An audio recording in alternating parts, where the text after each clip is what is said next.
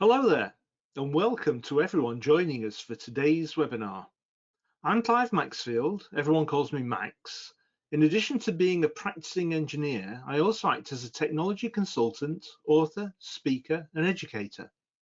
As the host of webinars here on IoT Central, it is my very great pleasure to introduce an interesting presentation from one of our community partners, Sierra Wireless. So, let's get started. Good morning, everybody, or good afternoon, depending on where you're joining us from. I'm Eric Linask with TMC, and I'm excited to be kicking off today's webinar. Hopefully, you're all seeing on your screens. Our title for today's session is How to Tailor IoT Solutions to Ensure Success. I don't really have to explain to any of you out there. We know how connected our world has become. And frankly, it's only becoming more so every single day. The wireless industry, of course, is a huge driver of that connectivity, and lives, both our business and our personal lives, are contained in our wireless smartphones.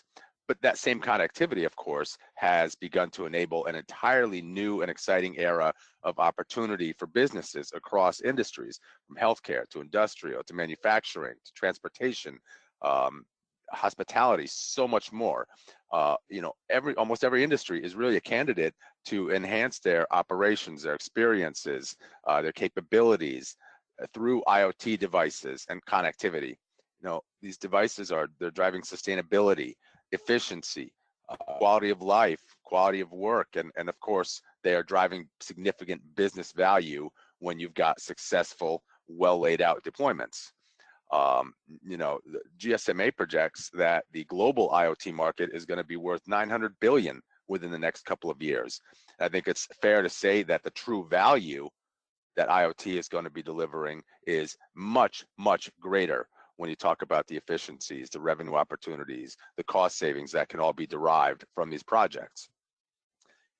That said, one of the keys, while IoT is moving from and emerging to a proven technology, is that the path to deployment and long-term management of the connectivity and of the devices and of the applications is still very complex, and it's constantly evolving.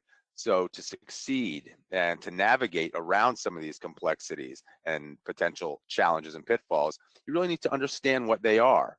The truth is, while there are many consistencies across deployments, each one also comes with its unique challenges and requirements. And that's information coming from IDC. And I'm in fact thrilled to have IDC with us today to speak to some of those challenges. We're joined this morning by Sandra Wendelken, Senior Research Analyst of Mobile and IoT Services at IDC. And she's going to review some of IDC's research and get into how companies can manage and overcome some of those deployment challenges and increase the value and success rates of their deployments. Also joining Sandra today, we have Rupa Datta, who is Senior Director of Product for Managed Connectivity Services at Sierra Wireless. I hope that by the time we wrap up today in about an hour or so, you're all going to have a better understanding of some of the factors that are driving IoT cellular connectivity growth, some of the challenges that IoT project managers are facing, and how tailored solutions can really be a key to project success. We'll go through some use cases to help you better understand some of these challenges and how to overcome them. And of course, we've also left some time at the end, as we always do, for some questions. And I encourage all of you to submit any questions you have to us at any time throughout our session. I do want to mention we also have one poll during our session today. And in advance, I thank you all for taking just a moment to participate and give Sandra and Rupa just a little bit of context about you, our audience today. And last, but certainly not least, if you have any additional questions, you want to share the on-demand version of today's webinar with any of your colleagues, details and contact information will be sent to you in a follow-up email, along with several additional informational resources very relevant to today's topics. So with that, I'm very happy to hand today's discussion over to Sandra Wendelken from IDC. All right, great. Thank you, Eric. Thanks for everyone for joining the webinar today. It's nice to have everyone join us. And I think Eric's going to pop up the poll now. Is that right? Yep, there we go. There we go. Absolutely. We'd love to hear from you on our audience. At what stage is your IoT deployment currently? You are already using connected devices. You have an IoT project underway. You plan to start an IoT project within the next year, or you're currently doing research to stay up to date on the latest trends. Sandra, while we wait for our audience to give us some of their responses, where do you see much of the market today? You know, I'm guessing there's a lot of research, but also a lot of projects that have started, especially over the last year or so.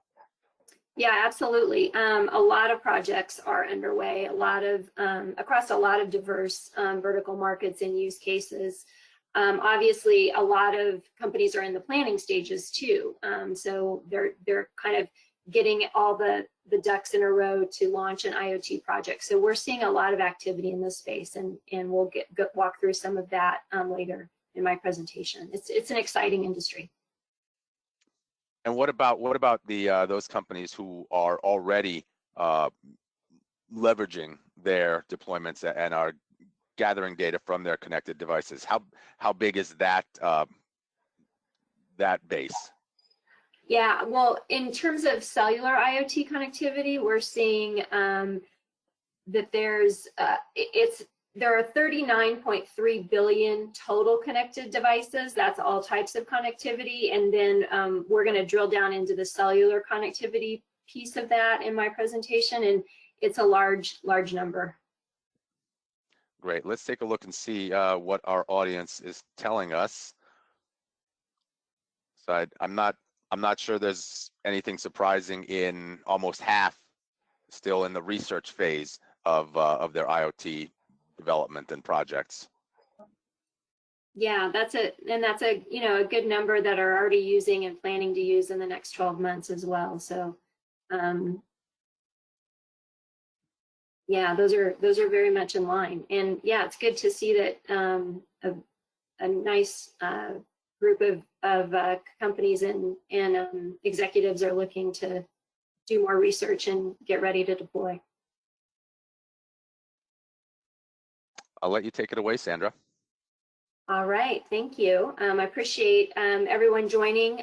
Thank you to Sierra Wireless for inviting me to be part of the presentation today. I appreciate that. So we can move to my first slide. Here's just an agenda of what we'll be talking about today. We'll get into some of the explosive growth that's in IoT and cellular connectivity. Then we'll talk about, do kind of a deep dive into some of the various use cases that are being deployed in terms of cellular connectivity use cases. It lends itself very well to a variety of different use cases in vertical markets. Then we'll get into some of the challenges around IoT cellular connectivity. IoT deployments are generally complex, and so we'll talk through some of that. And then we'll talk about managed IoT connectivity services and how they can really help you when you deploy cellular IoT connectivity. And then we'll wrap up with a few recommendations. So moving on to our next slide, IDC defines the Internet of Things as a network of uniquely identifiable endpoints that autonomously connect through IP connectivity. The IoT ecosystem is large, and we have a lot of different analysts that cover it from a lot of different angles. We look at devices, we look at the analytics part of it, we look at platforms and the IT services, and then we also track the connectivity piece, which is very critical, and that's what we're going to talk about today. So as I mentioned a little bit earlier, IDC estimates that by 2025, the overall number of connected IoT devices worldwide will be over 39.3 billion. Now keep in mind that's all types of connectivity. That would be wired, Ethernet, Wi-Fi, cellular connectivity, and then even satellite is included in that. So that's all connected devices. And all of those connected devices created 23.3 zettabytes of data in 2020, and we expect that to increase to 74.4 zettabytes of data by 2025. Video surveillance applications generate most of that data right now, but the industrial, automotive, and navigation data is the fastest growing category. And so we'll move on to the next slide, which talks through the cellular connectivity piece of that. So keeping in mind the number of 39.3 billion connected devices, here's the number of cellular connected devices as a part of that larger pie. So as you can see there, we've got the worldwide, we think there will be 3.36 billion cellular connected devices by 2025. That's growing at a compound annual growth rate of 15.3% from 2020 to 2025. The US piece of that is nearly 440 million connected devices. The US is growing a bit faster, we think, than the worldwide market at 21.6%. Now, there are a lot of drivers for that growth. Support for a diverse set of use cases is the main driver. Cellular connectivity just works really well in a lot of different vertical markets and use cases. In addition, 4G networks are becoming more and more ubiquitous. There's, coverage is increasing, and that's really driving a lot of the cellular IoT connectivity right now. The majority of IoT connections right now on cellular connected IoT connections are on 4G networks. The other piece that's really driving growth is public funding. In the US, the government passed the Infrastructure Investment and Jobs Act earlier this year. It provides $973 billion over 5 years, including $550 billion in new investments. And those investments are going into transportation, water, power, energy, broadband, among others. In Europe, the Next Generation EU and the European Union's long-term budget also provides millions of euros for digital transformation in healthcare, agriculture, and many green industries. So cellular IoT connectivity, we think is going to see that money is going to trickle down into a lot of IoT projects in cellular IoT connectivity. We're going to actually be updating this forecast as well later this month or in July, and we'll take a look at through 2025 in that new forecast, and we'll also be looking at revenues and low power wide area network connections too. Now, some of the inhibitors, definitely it's a challenging time. We'll talk through some of the challenges just related to the complexity of cellular IoT deployments, but then also we're seeing obviously a lot of chipset and supply chain problems. Inflation is another factor that's in there. So those are some of the things that are affecting the market as well.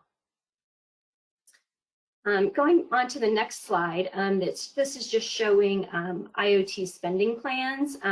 We asked organizations what they expect their 2022 budgets to be kind of compared to 2021. Obviously, this was conducted late last year, but we're seeing similar data in the new data that we're getting in just earlier in 2022.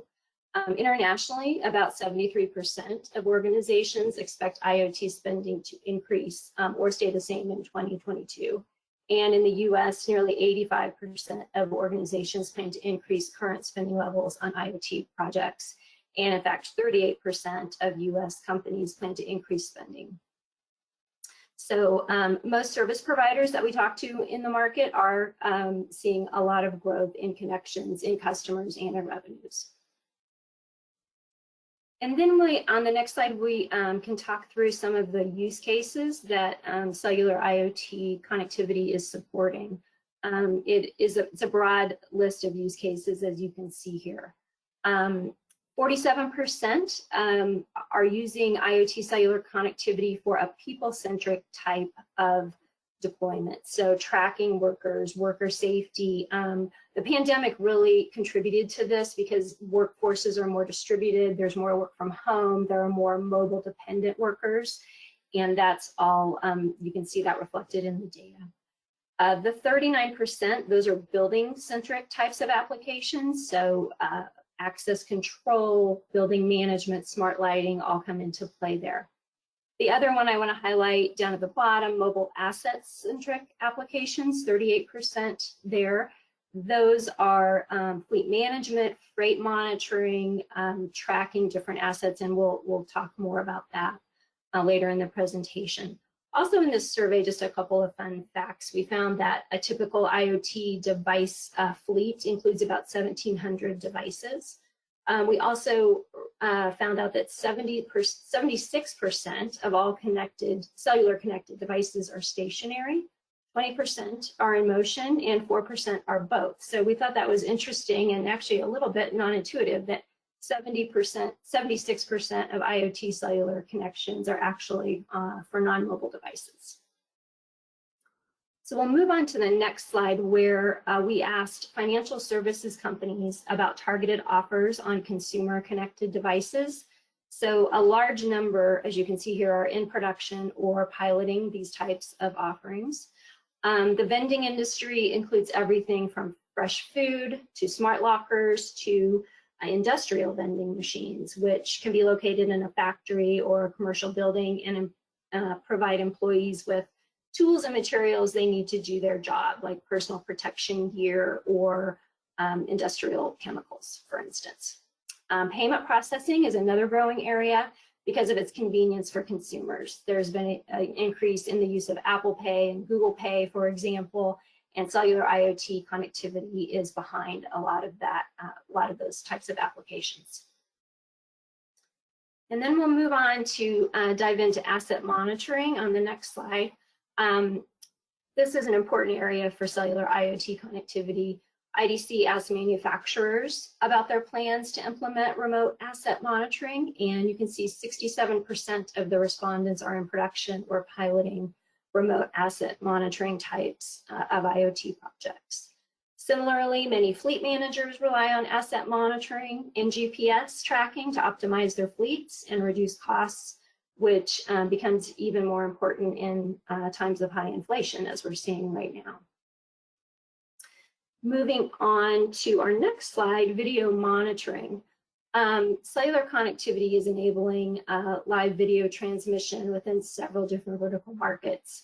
You can see the percentages there of overall IoT decision makers that have deployed video-centric solutions as part of their IoT deployments. So 30% on the far left have deployed video monitoring type applications. 31% of federal respondents have deployed video for traffic monitoring, and then 27% of overall respondents are using video monitoring for physical building security. Again, 4G LTE networks are a common connectivity method for video, which because of video's higher bandwidth demands, and LTE can accommodate that. And then smart city, moving on to some smart city use cases here. IDC asked transportation organizations about their plans for electric charging systems. Nearly 60% are piloting or in production of an EV IoT type project. And this sector will really be one to watch as the Infrastructure Investment and Jobs Act allocates $5 billion over 5 years to deploy EV charging infrastructure in the United States. Europe also has similar initiatives and funding around EV. And again, 4G networks are the preferred connectivity method for most EV charging applications because of their 4G's broad coverage right now and reliability. Now, deploying an IoT project, as you all know, is not easy, and there are a lot of challenges that come with it. While cellular IoT connectivity in particular supports many different IoT use cases, it can be complex, and especially with deployments with a large number of IoT devices. And then some of the areas where IoT cellular connectivity can be most difficult are listed here. Manually managing deployments is very tricky. Tracking static versus in-motion assets, there's a lot of differences between the two. It's tricky to do both. There's a lack of network visibility sometimes, especially if you're using more than one network for your deployment. It's hard to have one single pane of glass where you can kind of see everything in one spot, and that sort of relates to all of these challenges on this list. And then finally, global deployments. We're seeing that more than half of IoT projects right now have a global component. So adding in that international footprint is often tricky for a lot of IoT customers. So we learned about these challenges through a couple of ways. One was through the survey that we conducted last year, and we asked IoT decision makers what their key challenges were with IoT connectivity. And actually, a lot of things that we found here relate back to the slide previously, but managing multiple mobile operators was the biggest challenge. And that is just because most IoT projects need more than one operator to achieve their coverage. And then that makes managing all of that just a bit more complex. Cost was the second biggest factor, which is not surprising. And you can look through the others, their automation and network latency.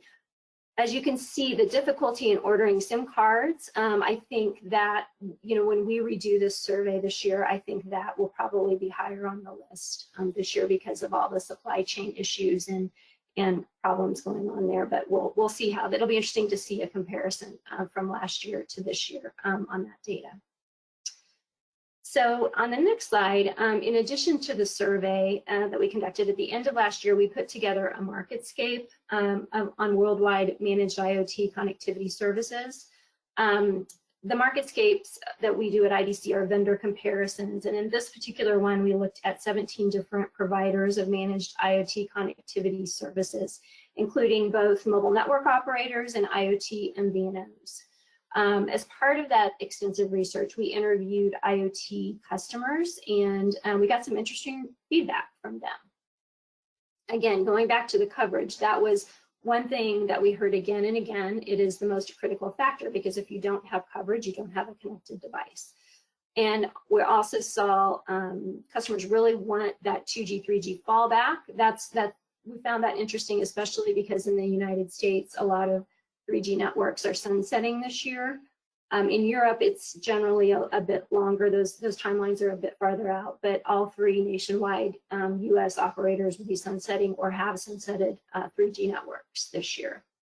The other thing that we found, the IoT customers really appreciate a lot of advanced technologies. One in particular that came up, it's a 3GPP standardized feature called Extended Discontinuous Reception, or EDRX, and it enables developers to set how long an edge device stays in low power mode, sleep mode, before it wakes up to send data over the network. And that really helps preserve an IoT device's power and obviously lowers costs overall for the IoT customers. So that was one thing that we found that was very important. And a couple other things related to integration with cloud providers, and then just a return on investment for those upgrades was also something that they talked about. IoT customers are becoming a lot more customer centric. They're expecting pricing flexibility. They're expecting prompt customer service. They do not want vendor lock-in, and they need that simple billing and kind of one pane of glass that we talked about again in the challenges slide. And again, on the devices slide, we're seeing supply chain issues affecting the devices and the timing of some rollouts and upgrades. And also mobile network operators, certify devices on their networks before they can be deployed. Sometimes those timelines are longer than most customers would like to see. So the good news on the next slide is that managed IoT connectivity services can really help IoT customers with their deployments by making things easier and kind of addressing a lot of those challenges that we just talked about. A managed IoT connectivity service includes a connectivity management platform, also called a dashboard or an online portal that just shows the IoT manager all the various data points that are included in their deployment. It helps with device managing, device provisioning, and network traffic. And you can see kind of all of that in one place. You can see how much data you've used, which devices are online versus offline. There's often a monitoring and diagnostics component, along with rules and automation, which can provide an alert in certain situations that the user can kind of tailor to what they want to see from an alert standpoint. Security is also tied in, along with integration with other business systems like Salesforce, for example. These services can really help an enterprise rein in all the complexities of a cellular connected IoT project. So then we'll move on to another slide on just some recommendations for your IoT projects for all of you that are just kind of getting started and researching what to do. We recommend really defining your coverage to start, figuring out exactly where you need your connected devices will be, and then finding the best coverage in each of those areas. Also assess what SIMs and devices are best. Pricing is very important. There are a lot of different models out there, so make sure that you're finding the best pricing model, whether it be subscription-based, data usage-based, prepaid, whatever model works best for you. Make sure that your provider offers that, and then also has some flexibility. So a lot of times an original IoT project changes through its life cycle, and you need a provider and a partner that can really adjust to your needs. Security is always very important, especially right now. We're seeing a lot more cyber security attacks. They're becoming, a lot of times in the press, and you just don't want that to happen to your project. Just so ensuring security is a big part and is built in from the ground up. And then, like we talked about, there are a lot of different use cases. Make sure that your partner can really customize your project for your use case. A healthcare deployment for IoT is much, much different than, say a fleet management type of application. So just make sure that your partner and that your deployment is very customized for what you need it to do. All right, and then with that, we have a resource. This is an InfoBrief that we put together with Sierra's help and in conjunction with Sierra. It is on Sierra's website, and you can download it under the analyst report section of the website. And with that, I'm going to hand over the presentation to Rupa. She can give everyone more information on IoT connectivity services. Thank you, Sandra. That was great. Good, filled with packed with great information. So my name is Rupa. I'm the Senior Director for Managed Connectivity Service for Sierra Wireless. I'm going to talk you through a little bit of the value proposition that Sierra brings as an IoT services partner, but also talk through some of the use cases that Sandra touched on also, as well. Up to the next slide. Great. So a little bit about Sierra. We've been in the industry for 25 years, not only in the managed connectivity space, but also in the hardware space. So we started really with our modules and gateways and have been in the IoT space, in the industrial IoT space for several years. And then about 6 years ago, we got into the managed IoT or connectivity space as well. We have a fully integrated device to cloud solution. So if you're looking for a linear solution that covers modules or gateways, plus connectivity, plus edge to cloud processing, Sierra is a uniquely positioned organization that can help you customize that solution and put something in place regardless of which industry you're in or vertical you're in. We do drive on innovation. So our company is very keen on innovation, sitting on the boards of the 3GPP organizations, OMO, GCF, et cetera. We are releasing patents several times a year, so you'll find persons from our executive boards actually in those organizations driving standards and driving thought leadership across the industry. In putting all of this together, driving the innovation, taking all of our experience across hardware, connectivity, et cetera, what we aim to do really is be that partner to simplify our customers or our end users' connectivity experience. Can you give the next slide, Christina?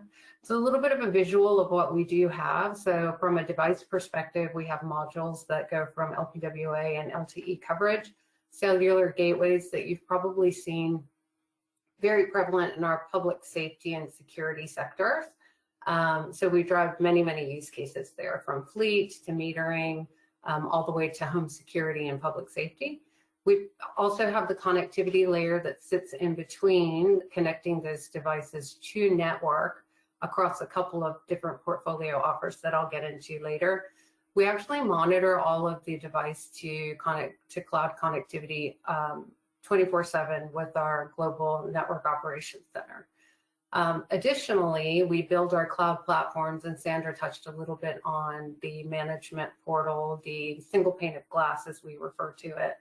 We actually have that built on AWS, so all cloud driven with APIs, and we'll talk a little bit about that later too, but really supporting an end-to-end solution for the customer, again, across industry segments, across different technologies. So we're thinking about how you as a customer or you as a designer are using your solution and what your end gain is out of creating your solution.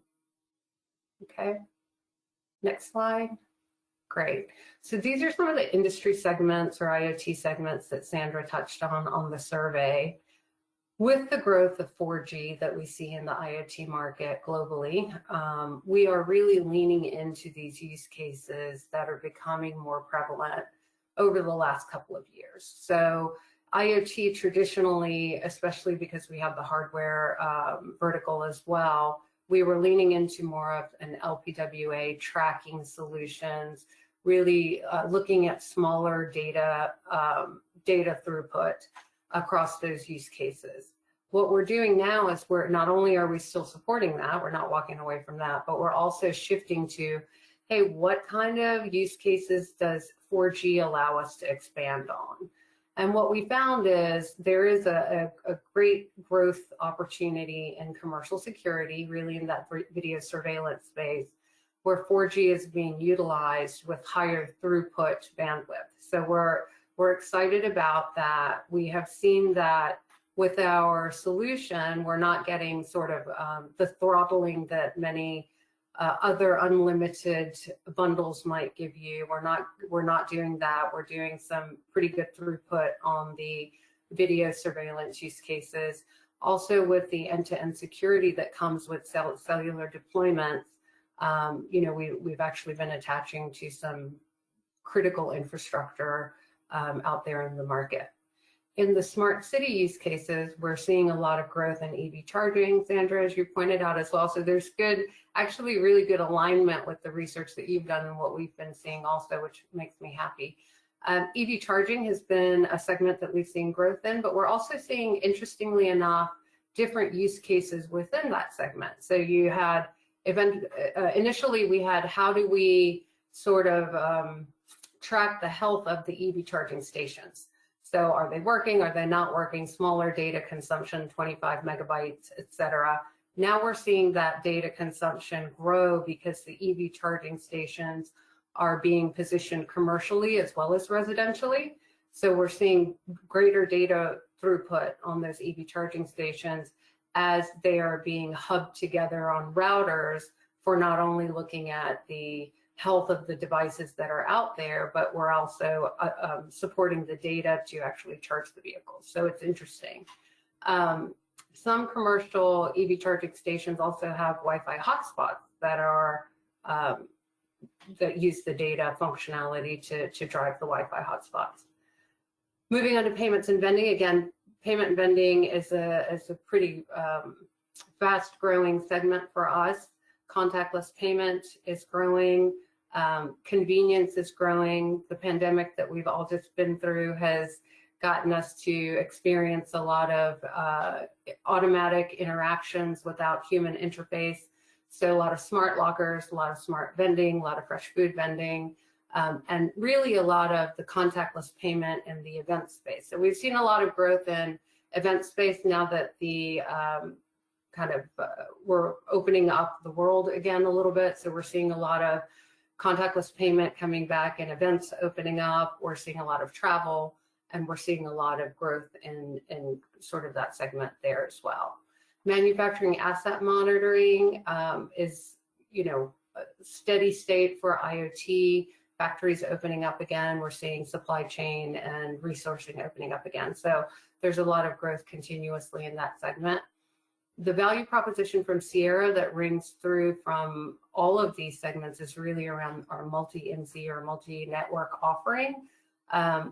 customers and solutions require multi-network. So failure is not an option, sorry. We offer the failover automatically in our smart SIM, which allows us to actually provide one global SIM with multi-networks. So if there is a network failure, you'll automatically and intelligently fail over to the next network that's available in your area. So that's been a really great value prop across all of these segments, as well as the customization that we offer depending on how you want to deploy your solution, including private APNs, including the edge to cloud technology, et cetera. Next slide, Katrina. Thanks. We offer our connectivity across all technologies, so from 2G all the way to 5G. As we know, 2G, 3G is about to sunset. It has already started in the US and North America. Europe is going to be a slow burn for that sunset, with 3G sunsetting first and 2G having sort of a longer sunset tail for until about 2025 to 2026. So knowing that, as customers are designing their solutions, it becomes a little bit cumbersome to know which technology is available in which country for a global deployment.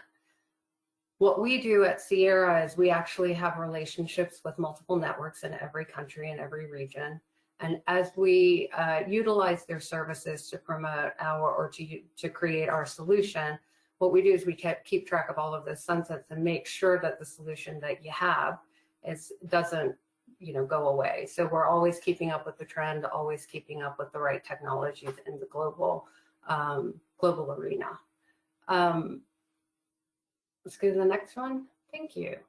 Sierra Wireless IoT Connectivity, our value proposition is really one IoT connectivity partner with the 25 years of experience that we have through the solutions that I talked about. The one global SIM with the multi-resiliency, multi-network offer that we have, and our one management platform. So the interesting thing about Sierra also that differentiates us a bit from some of our competitors is because we have the hardware as well as the connectivity to cloud, our one management platform allows you to manage your devices as well as your SIMs in one place. So if you're doing over-the-air firmware updates or for your devices, if you're looking at whether you're troubleshooting your devices or really looking at the connectivity piece, you can do it all in one place and manage your fleet for efficiencies, for cost control, and actually add and change your offers at the same place. Next slide, please. So Sierra really plays in the IoT segment specifically. I've already talked about our simplification of the global deployments with the one SIM, keeping up with technologies, sunsets, et cetera, per region. We maximize our coverage. What does that mean? So maximizing coverage means in every region we have multiple networks that our customers can use. So again, if one network fails, then we'll go over to the next one automatically. We have different offers in different areas. So our smart connectivity offer is really our resilient offer that we have with the worldwide SIM. Our enhanced carrier connectivity is our offer in North America where we resell AT&T, Verizon, T-Mobile, and Rogers, the top tier carriers in North America. But what we do is uniquely positioned as we'll offer all four of those carriers, but you can manage them all in one platform, and we can actually monitor the uptime of those carriers as well. So one-stop shop for Sierra across any of your carriers, any of our offers that we have deployed, one single pane of glass, one back to pat, as we like to put it. Because you're dealing with one IoT partner, what we do is we consult with you to find out what are your pain points, what's your strategy, what do you want to achieve with your solution. And then we look to see which of these offers that we have are relevant to you and will actually help you to accelerate your time to market, give you the security, peace of mind that you need, and also maximize your efficiencies over time. Next one. Thank you. So some of the top challenges that Sandra mentioned is really how do you integrate everything together? I'm creating a solution. I don't know which hardware to choose for my solution. I don't know which connectivity. Do I have to deal with a bunch of different vendors?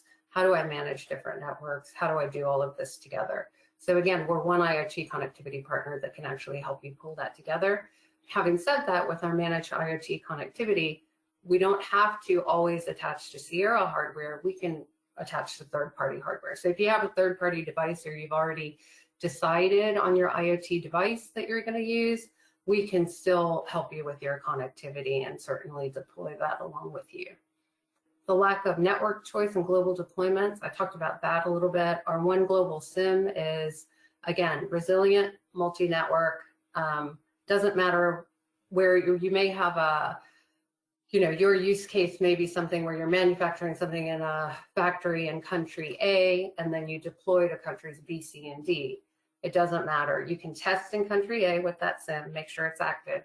You deploy in countries B, C, and D, and the SIM will light up with the relevant networks. What we can do is offer, with the creative and flexible pricing that we talked about, we can actually create offers that encompass all of those geographies at good rates for you so that you can actually manage the cost savings of your fleet. We can do 3 different offers. We can do 1 offer, however you would like to deploy and whatever methodology or whatever business model helps to support your go-to-market.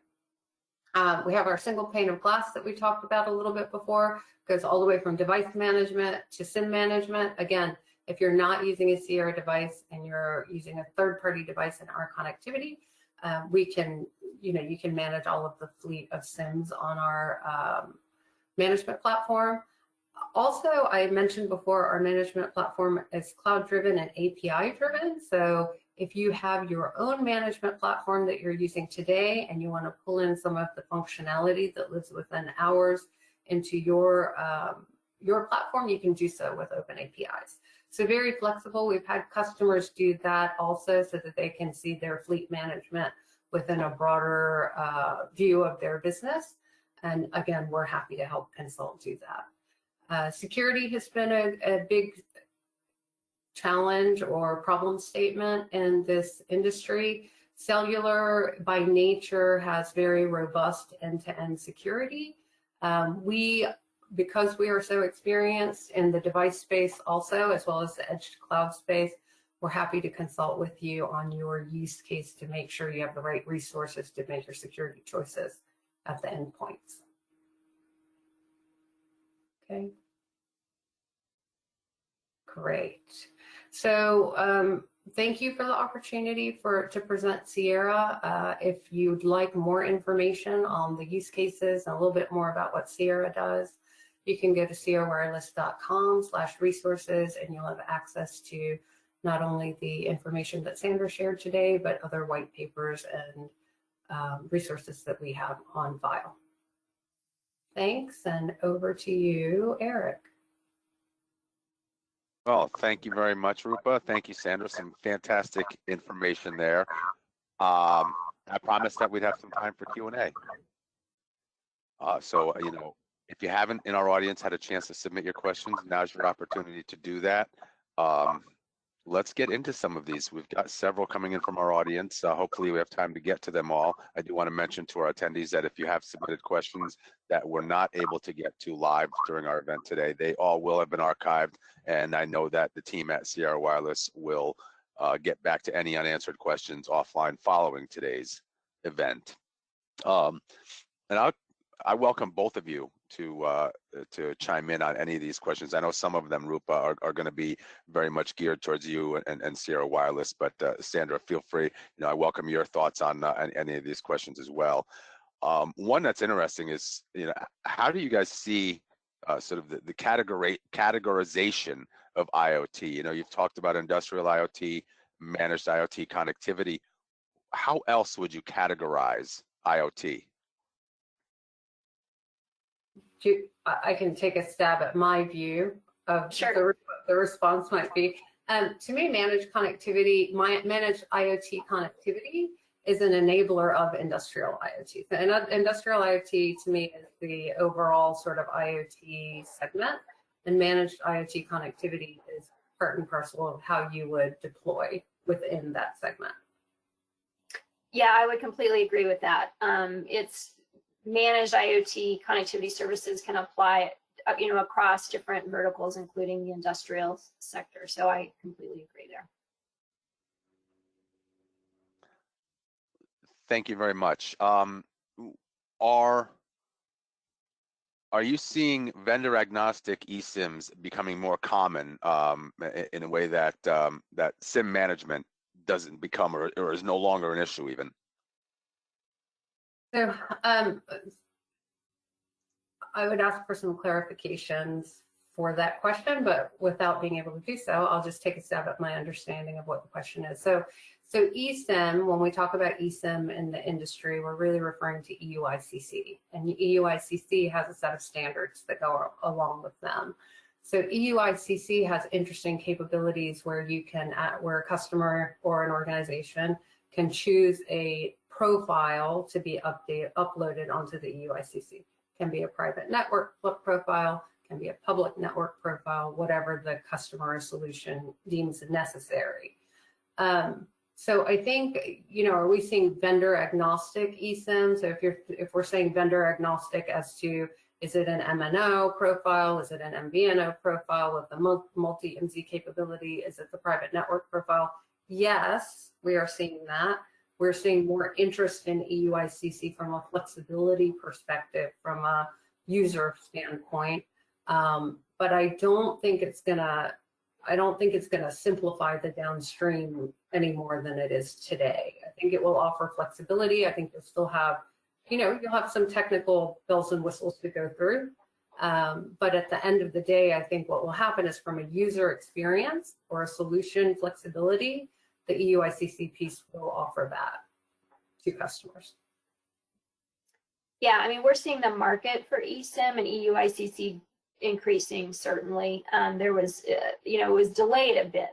People thought it was going to take off a bit faster than it did. And so it's been, the growth hasn't been quite as fast as originally thought, but it's there. And it does offer, like Rupa said, a lot of flexibility for the customer. So we see that as an important technology going forward.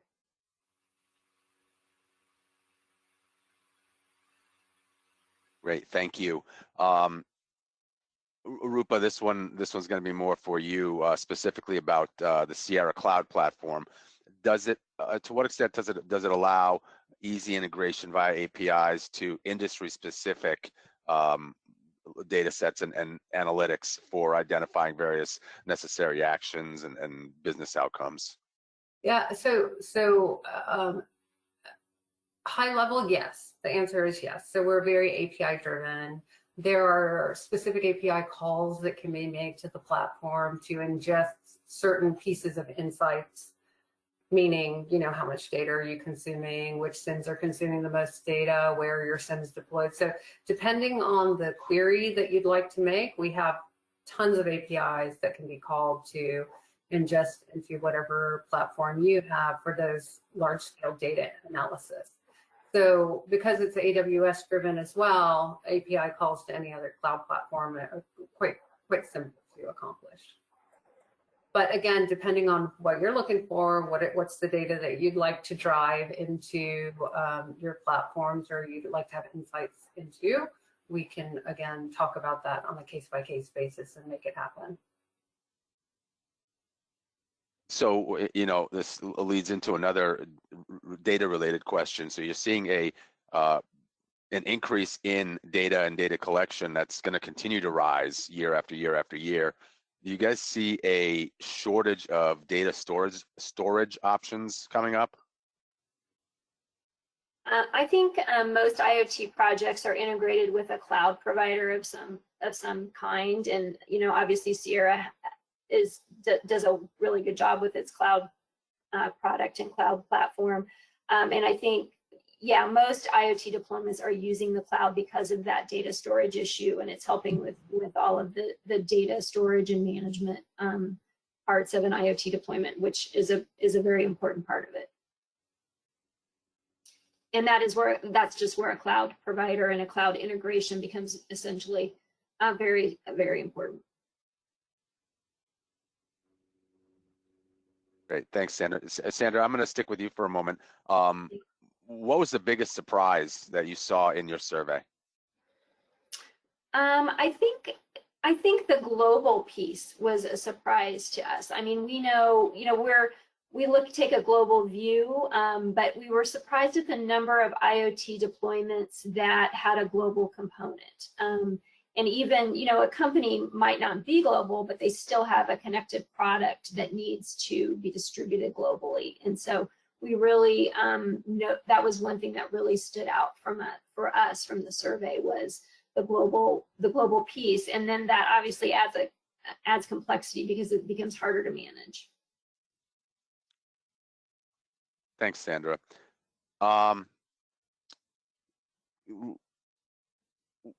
Let's talk about 5G for a second and latency sensitive IoT applications. Is that happening? Is that the best way to handle latency sensitive applications, move them over to 5G? Sandra, Rupa, do you want me to talk out? Go ahead.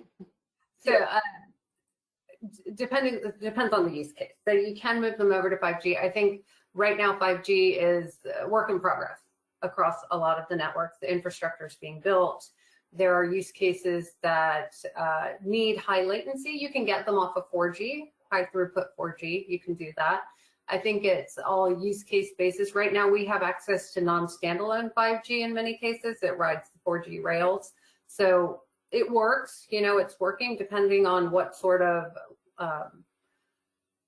latency you're talking about. But I think the full move to 5G is still a little ways away, a year or so away, once that network infrastructure becomes a little bit more mature.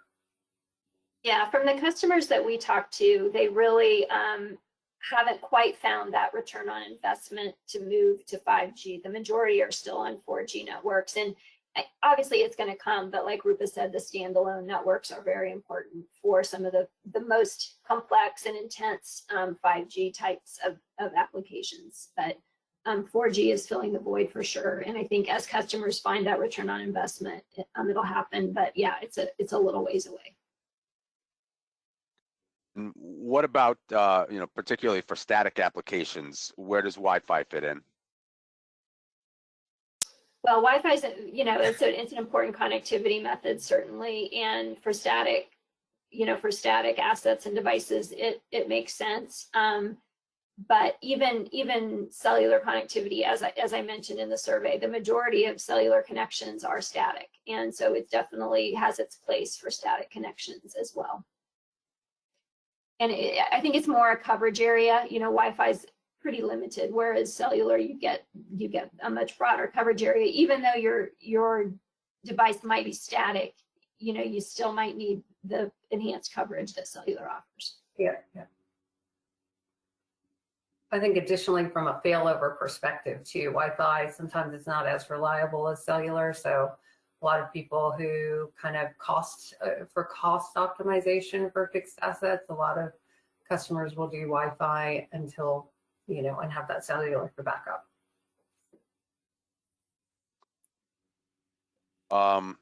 Rupa, yeah.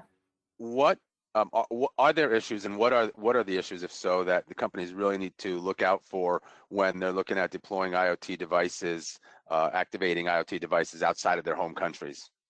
So I think Sandra touched on one of them in the survey. A lot of it is certification. So which device do I have? Which country am I going to? Do I have the right bands for the right networks in each of the countries to pick up the networks? Do I have certifications from the right MNOs or providers within those countries? So that's one big thing. The other big thing is, hey, now we have sort of an evolution in technology. We're going from 2G, 3G to 4G, 5G. Where does my use case fit? Where am I going to have sunset issues if I have a long-term application that's out there? We're seeing a lot of that in the fleet and utilities market today with the 2G, 3G meters that were out there, and now we're converting a lot to 4G. So when you partner with, when you're deploying devices globally, there are so many different regulations. There's also permanent roaming restrictions and SIM import regulations that you have to look for. So a company trying to that wants to deploy globally would have a whole list of things that you'd have to kind of look for as challenges or blockers. Working with a partner that does this every day, it's a little bit easier for you to get the insights as to where you can be successful, where your true challenges will lie. Great, thank you. In your view, and certainly for both of you here, where do you see the low-hanging fruit for new IoT deployments? I think that we touched on some of those in the use cases side of things. I think the EV charging is going to be a big one going forward, especially because of that focus with some of the public funding, and with the inflation. I think that's going to become even more important. That's just one that I can think of off the top of my head. Yeah. In the payment and vending segment, we're seeing a lot of growth in small to mid-sized businesses that need to connect their retail shops. So there's some velocity there that we're seeing as low-hanging fruit. And I also think sort of, you're in the fleet management, we're seeing a lot of small to mid-sized businesses kind of come up with fleet management, where like whether they're a fleet of trucks or a fleet of cars, like the rental cars, things like that, where there's a lot of tracking happening. So those are kind of a few segments where we've been seeing some traction. I might add on the fleets, I think public safety kind of lends itself into that as well. Those agencies that have cars and body cams and all kinds of things that need to be tracked. Great, thank you. That really does it for the time that we have this morning or this afternoon. I want to thank everybody in our audience for taking time out of your busy days. Hopefully we see everybody again here very soon. And with that, I want to wish everybody an amazing end to the day.